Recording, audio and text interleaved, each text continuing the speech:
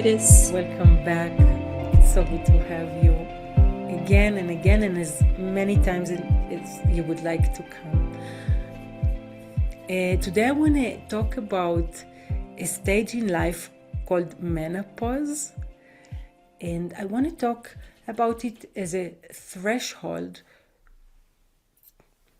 that you pass, and I'm wondering what are you losing, which that is maybe more familiar to me, but what are you gaining?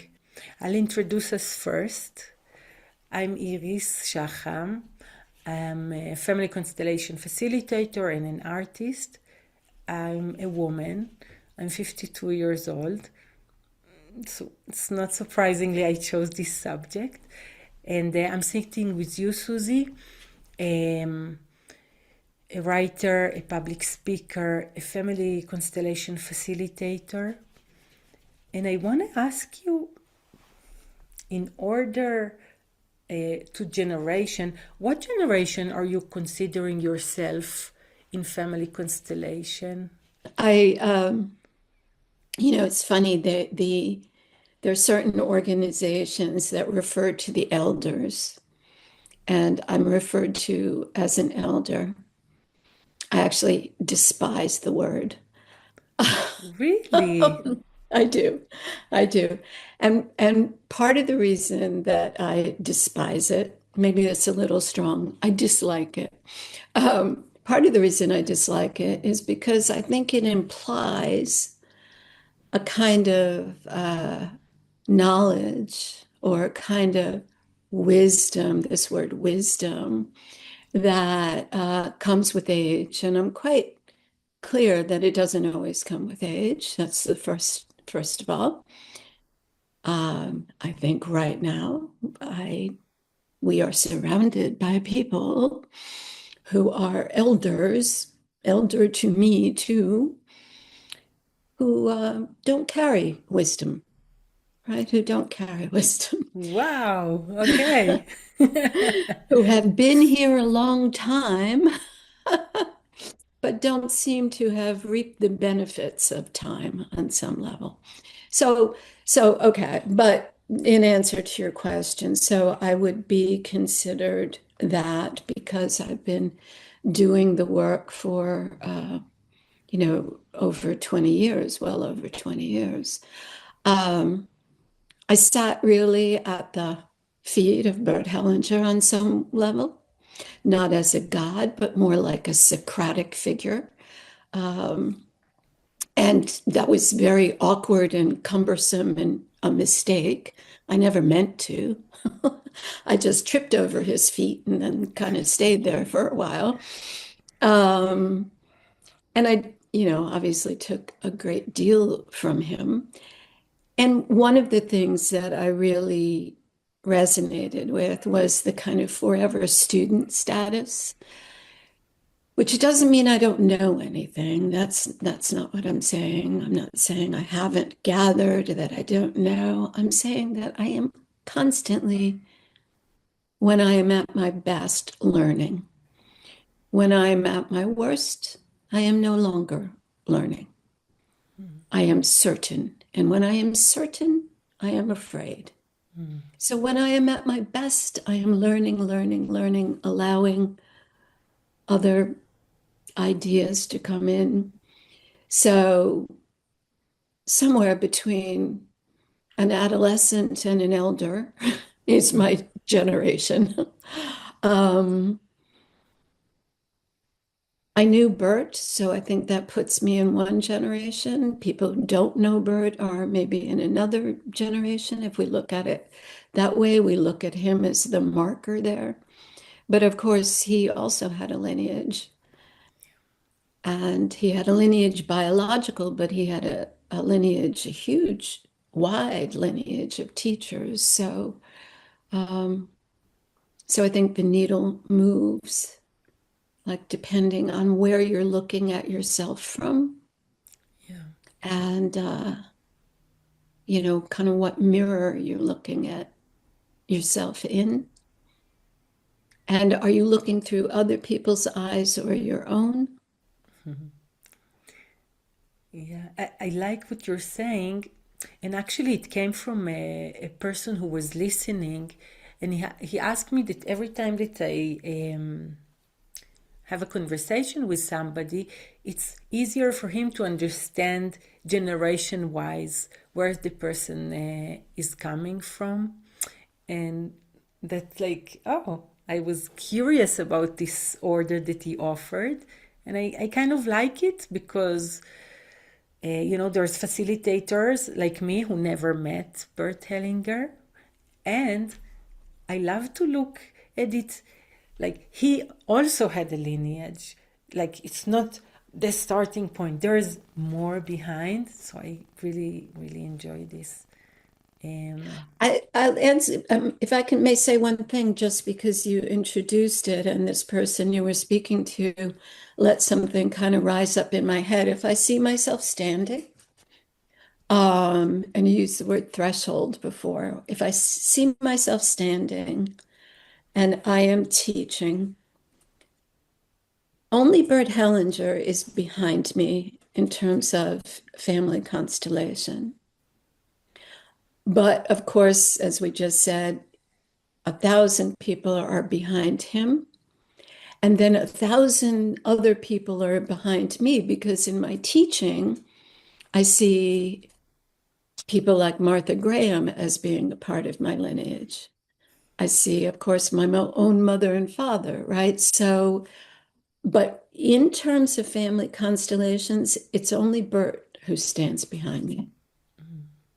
Thank you for the clarification. I think it's helpful for people who are listening.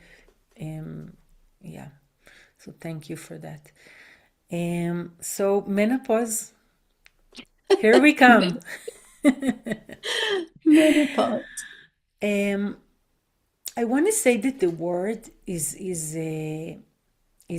was coined by a French doctor, and his men is in a origin Greek is month, and pausis is pause.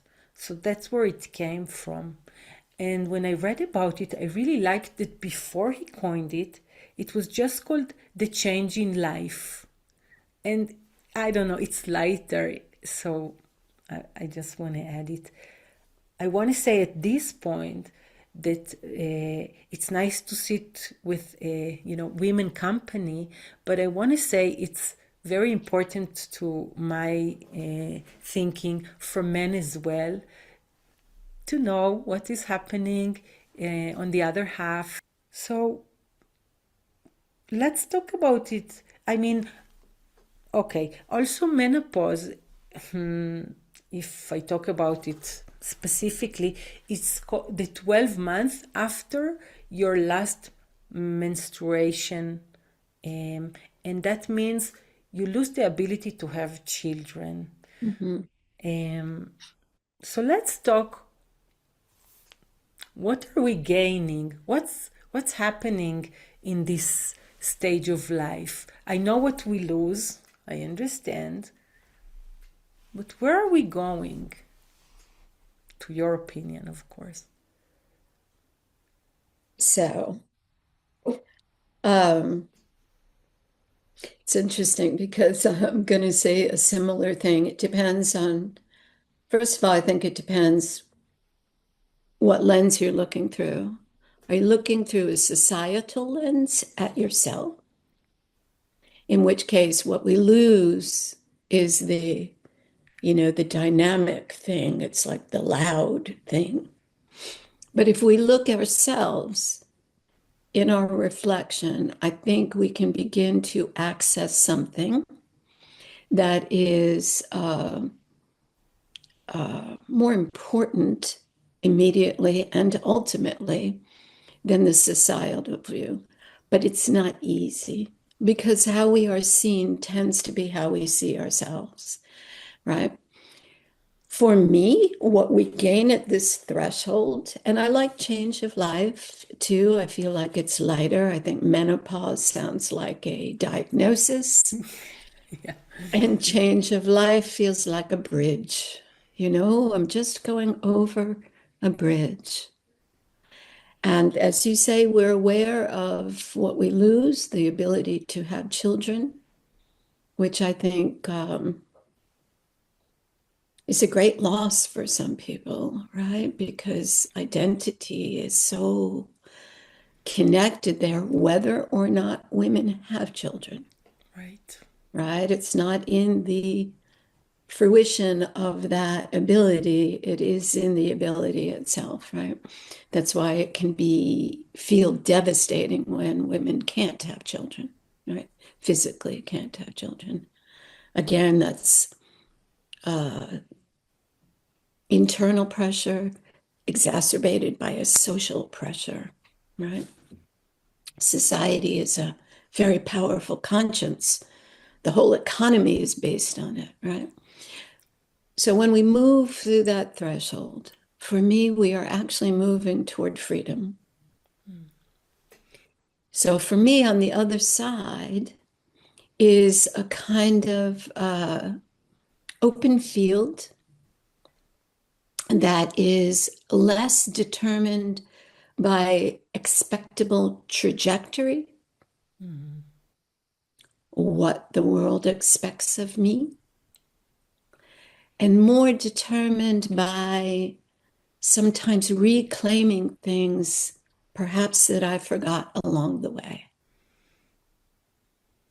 So I see menopause as a very positive time. I think we live a long time now. We didn't used to live so long.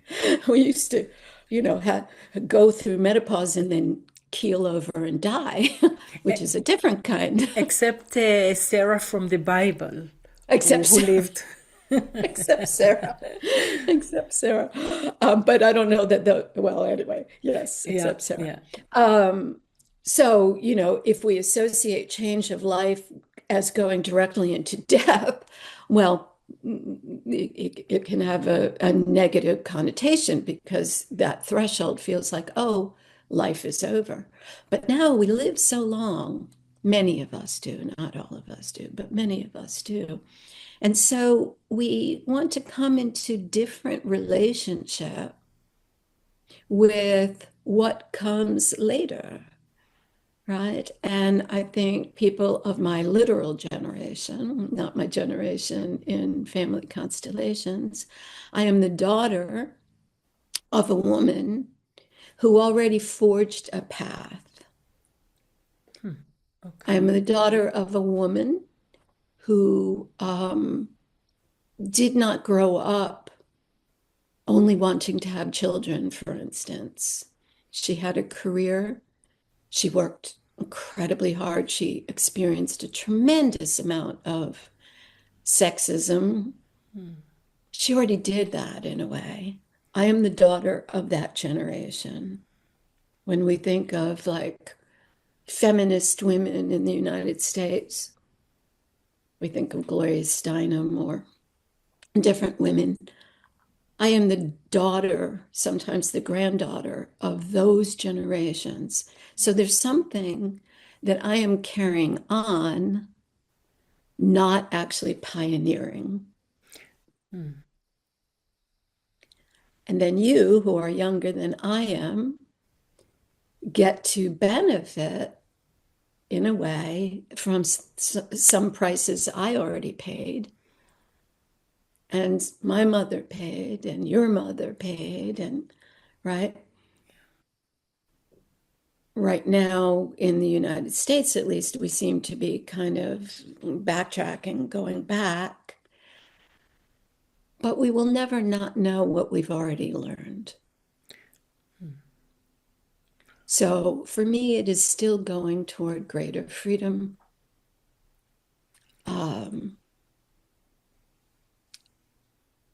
That takes some initiative because the world doesn't reflect my greater freedom so easily. I'm not in commercials. In fact, my commercials directed to me are Yeah, commercials to try to be something you are not, look something, right? right.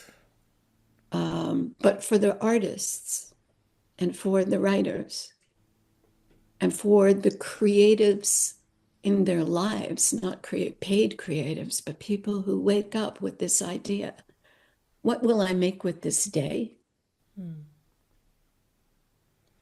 I think the threshold is a beautiful thing. And I don't know if it's a change in life so much as just a shifting. I really like to touch again what you said earlier, the difference between viewing myself through society and viewing myself through my own lens, because I think it's good to clear it because it's confusing. It's very confusing. There's commercial of how to look, clean when you have your period, or so you, in a way, I think about my daughter. She was already born into a world with a lot of expectation how she should be as a young woman, and it wasn't, but it seems that few generation ago it was easier. People went to the red tent to be together and came back when it was over, and now we have that in our past, but we have more in our past that it might be confusing because it's a lot.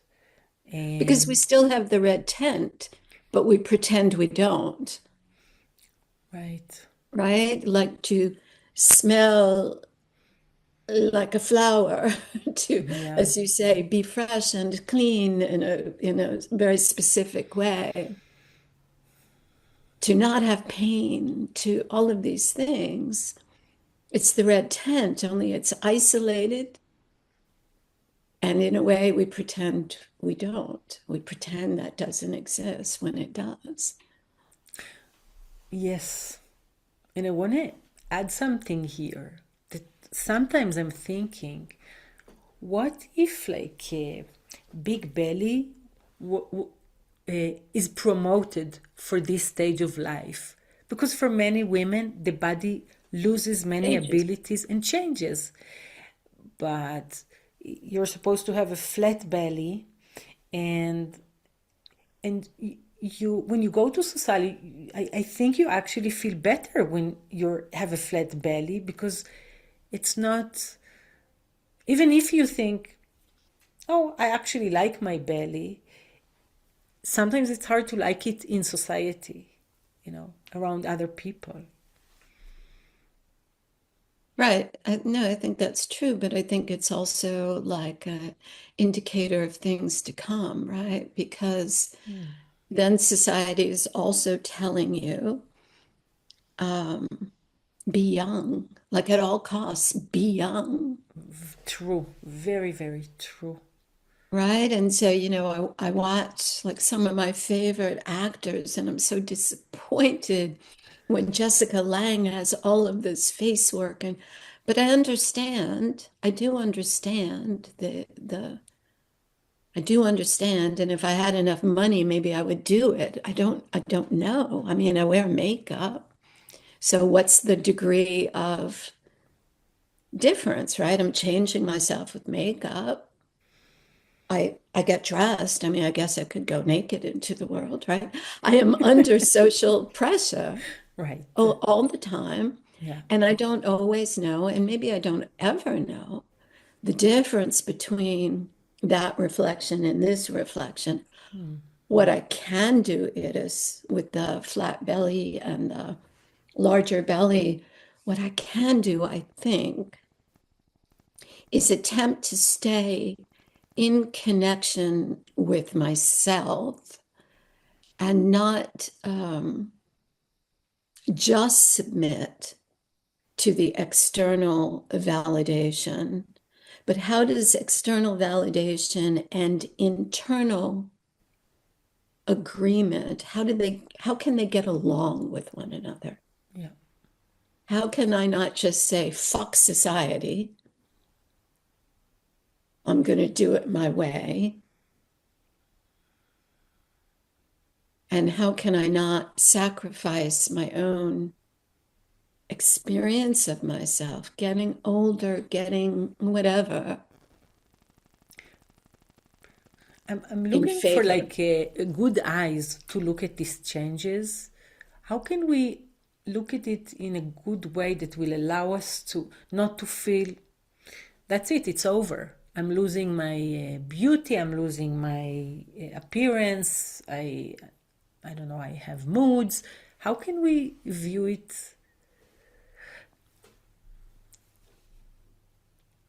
Well, I think that's why I say this thing about going toward greater freedom, because I think there is, for men as well, but really very powerfully for women, there is something important about not have, older women say they feel invisible.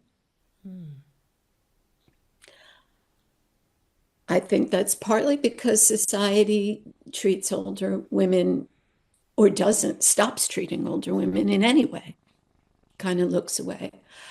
But I also think that maybe older women get caught in there and kind of stop looking at themselves in a way, right? So for me, when people ask me, so I'm old enough, you're not, but you will be at some point, hopefully. When people ask me, like, sometimes people say to me, you're still working? And that really, like, whoa, that freaks me out. I want to say, what do you mean, am I still working? And I remember my mother actually having this conversation with people when they would say to her, you use a computer? And she would look and she would make them say it. She would say to them, what do you mean? Why do you ask, do I use a computer? And she would actually make them say, because based on your age, we made another assumption, blah, blah, blah. I don't do that because whatever, I'm not as confrontational as she was, maybe. But when people say to me, you're still working, I feel it in my nervous system. But rather than kind of argue with society, what I have to do is go home and do my work so that the question that they have is not the question that I have, and that I am at peace with my using my freedom, my invisibility cloak, right? In Harry Potter, it's a superpower I to need to be write it. I need to read the book.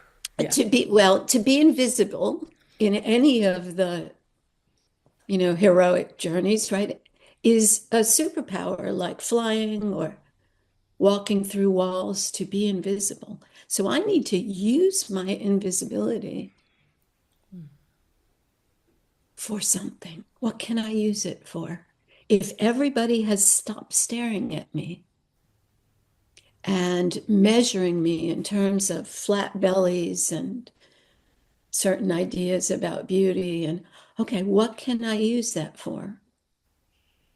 And when I think about that, I think, okay, that's my looking in the mirror and discovering new things about myself, not measuring myself by old yardsticks, letting your daughter be young and gorgeous and all that she is, and having that not be relevant to me.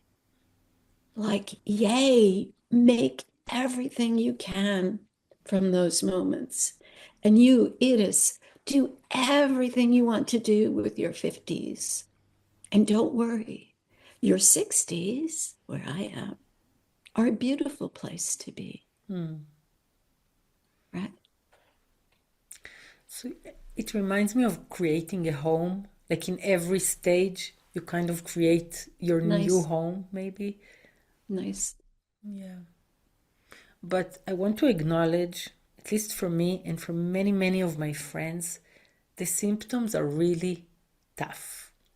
It's it's moods, it's changes in the body, it's all kind of aches you never thought about, and I'm really happy society is talking about it because many women thought they're getting crazy.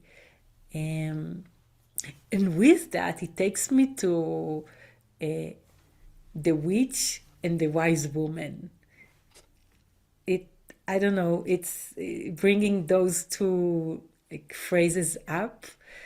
Um, and I really like them both, actually. Mm, Both mm. the witch and both the wise woman.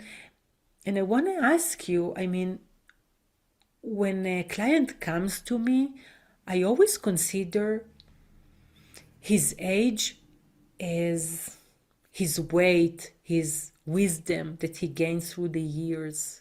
I mean, you know, um, It's whether you metabolize it or not, I think is the question, right? Right. You gain the wisdom of just the time you have on Earth. Not everybody metabolizes it.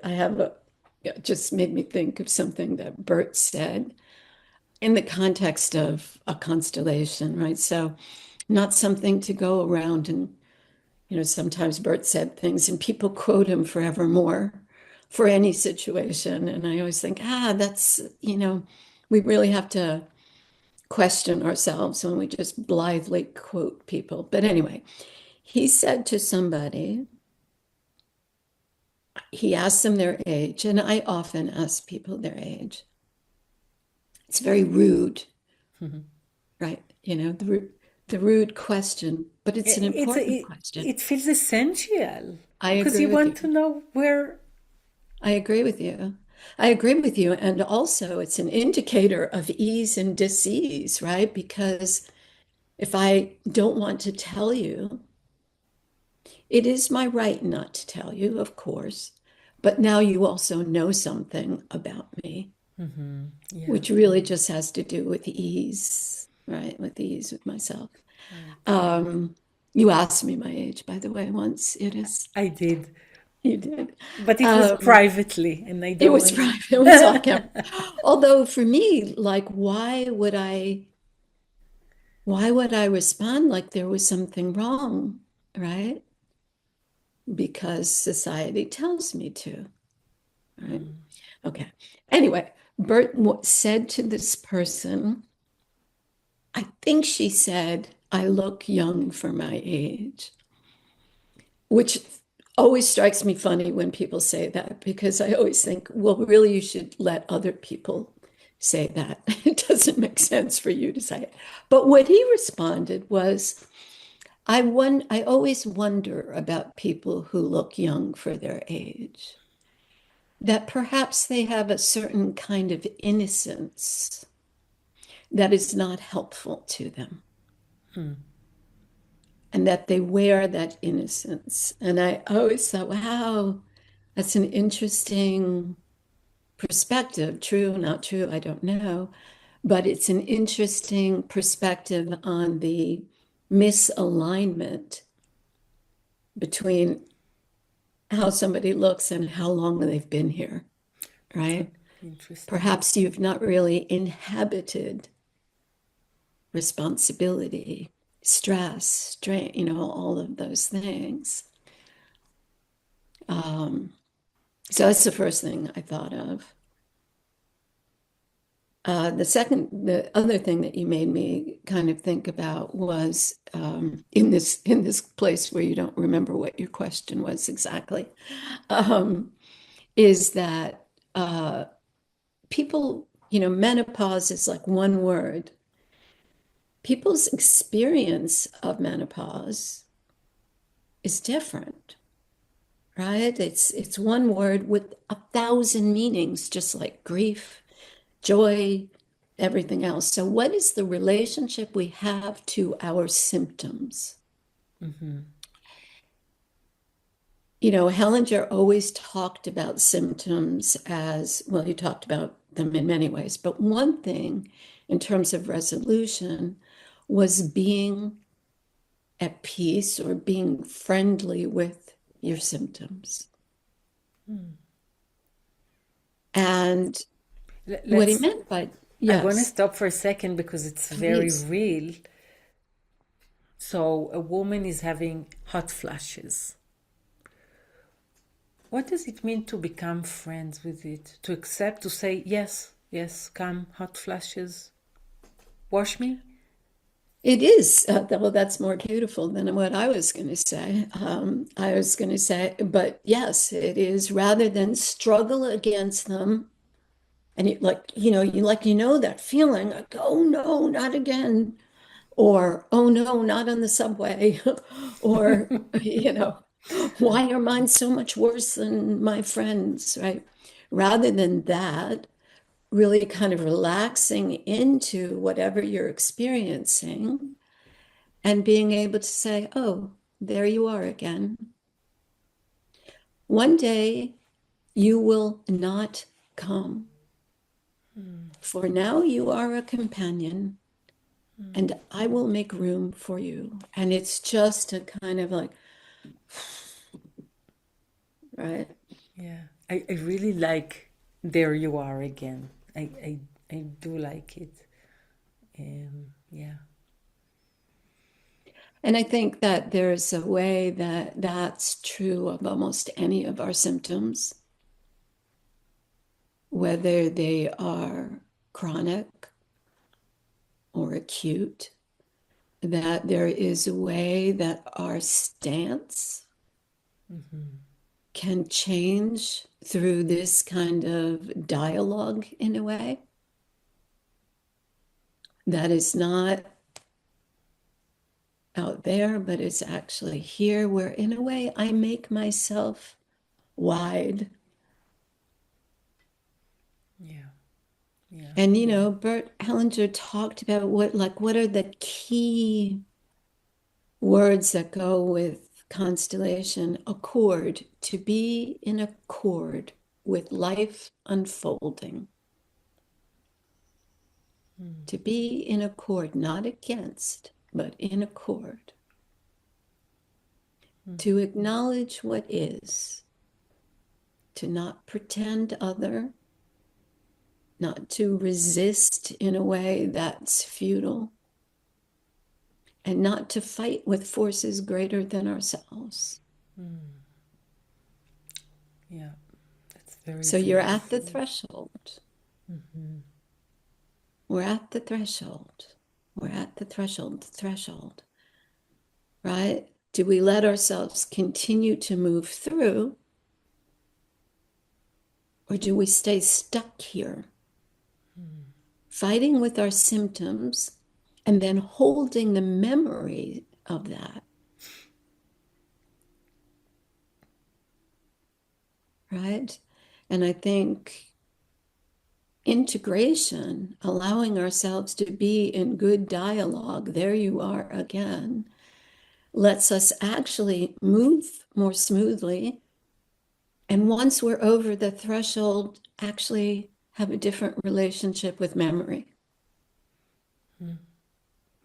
I don't know why it brings me a memory of a headache. I used to have a lot of headaches.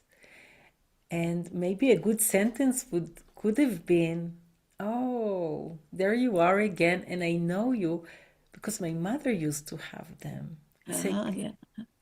yeah. Susie, if a woman around my age come to the clinic, how would you, I mean, I don't even know how to ask it exactly, but regarding to the stages of life, how would you combine her personal traveling through life to the collective stage of life that she's in? Or maybe you wouldn't.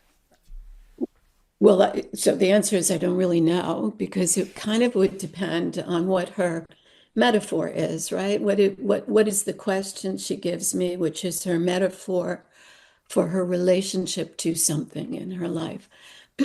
But as you kind of described it, I immediately thought, well, one thing that happens, and you described this to me, I think actually personally, um,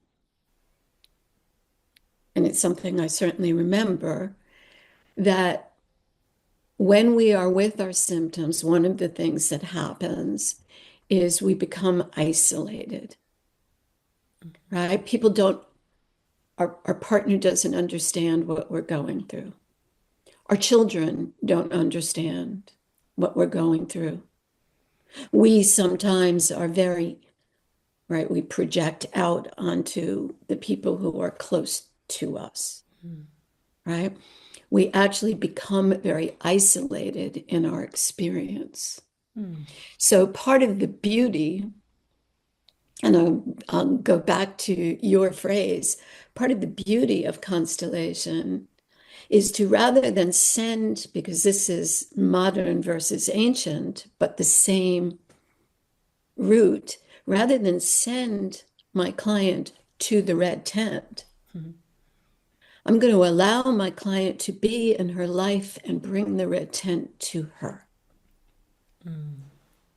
so that I can work not with getting rid of her symptoms,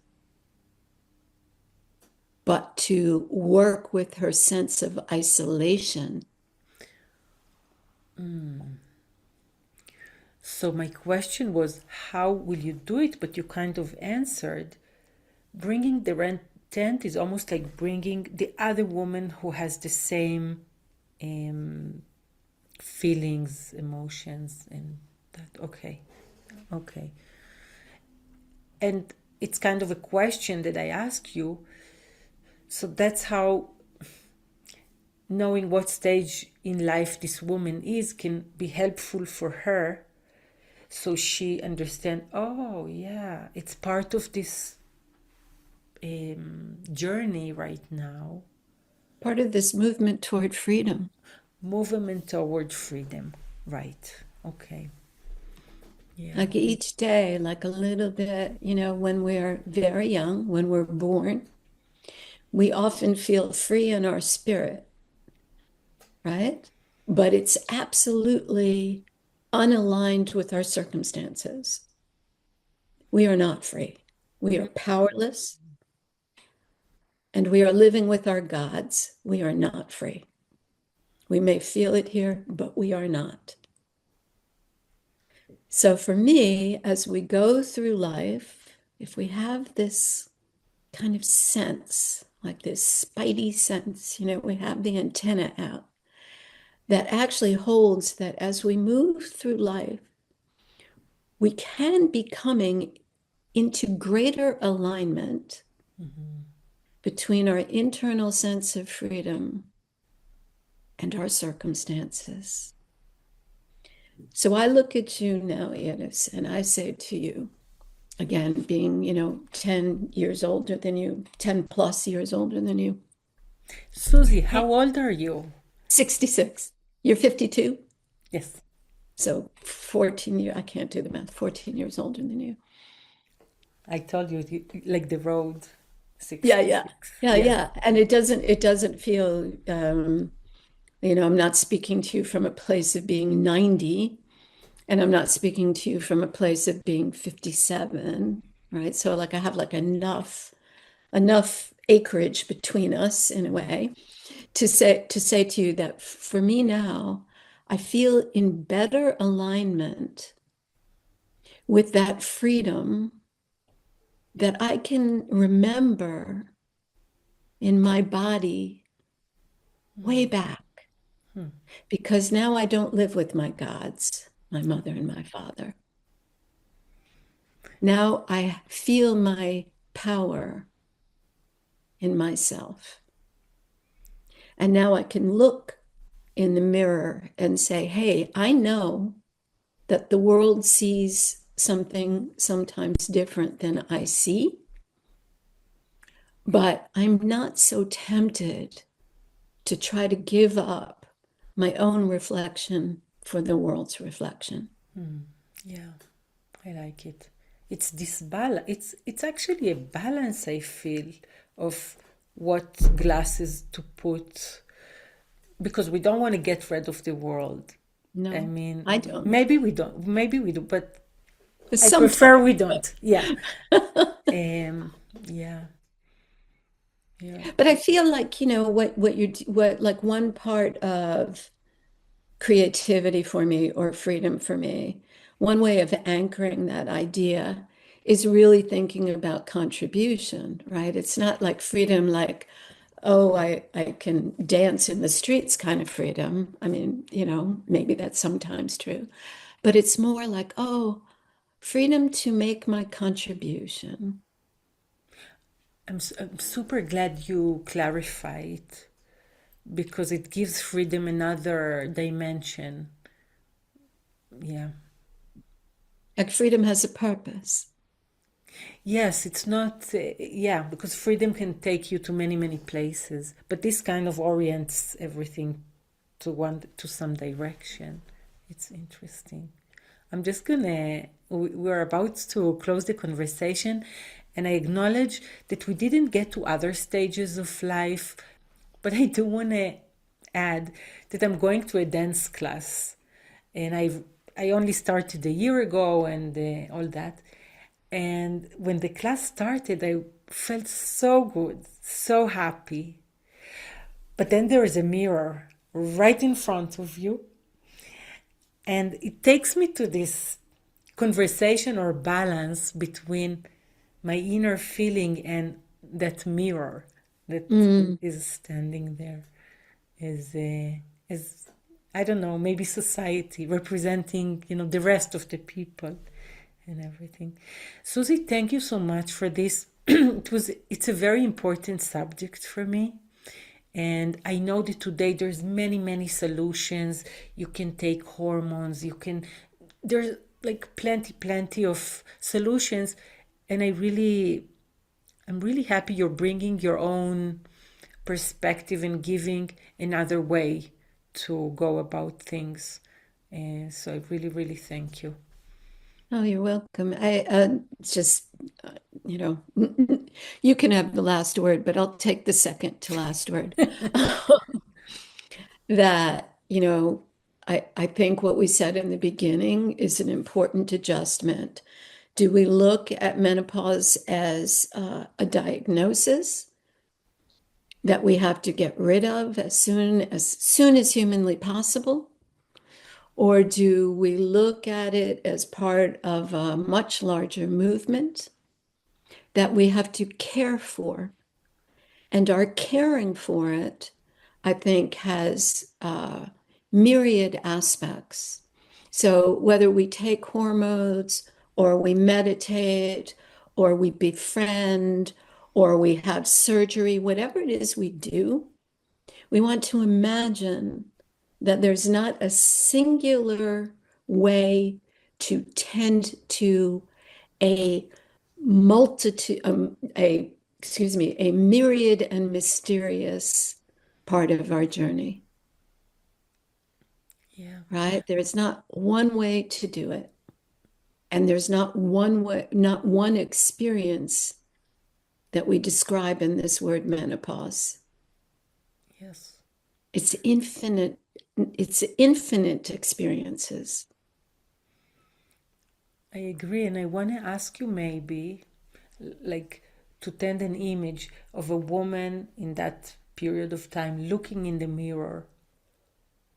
What is a good question to ask herself in the mirror to be more practical? For me, it's not a question. For me, it's a statement, and it's almost like, people use affirmations or mantras, and rather than I am beautiful or these things that we don't actually believe, I like the statements of gratitude that say, I am grateful that I am here. For me, that just kind of wipes away the comparative mind where I'm looking at me, but I'm also seeing this woman next to me who is whatever it is she is. And the comparative mind that compares it is at 52 to it is at 19, right? Because the comparative mind moves in all kinds of directions. And the way to meet it is I am so grateful that I am here. I am here. I'm also very grateful that you are here. Um, and we'll close with that. And I think I would leave it today without what am I taking, because it's almost like just to sit with it and be with it. So thank you so much, Susie, again. And I'll definitely see you next time. See you next time. See you next Thank time. you.